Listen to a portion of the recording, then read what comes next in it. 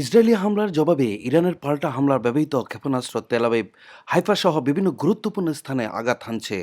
ইরানি সংবাদ মাধ্যমগুলো বলছে দেশটি ইসরায়েলি লক্ষ্যবস্তুতে চতুর্থ দফা ক্ষেপণাস্ত্র ছুড়েছে, যার প্রেক্ষিতে পুরো ইসরায়েলে আবারও সতর্কতা সাইরেন বেজে উঠেছে। আল জাজিরার সূত্রে জানা গেছে, ইসরায়েলের উত্তরে বহু এলাকায় শক্তিশালী বিস্ফোরণের শব্দ শোনা গেছে।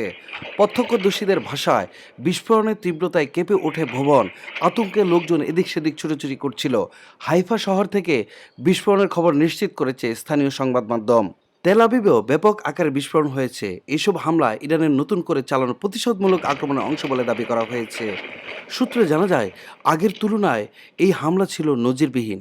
রাতভর হামলার তীব্রতা এত বেশি ছিল যে ইসরায়েলি সামরিক বাহিনী তাৎক্ষণিক তাদের সকল বাসিন্দাদের অবিলম্বে আশ্রয়কেন্দ্রে চলে যাওয়ার নির্দেশ দেন।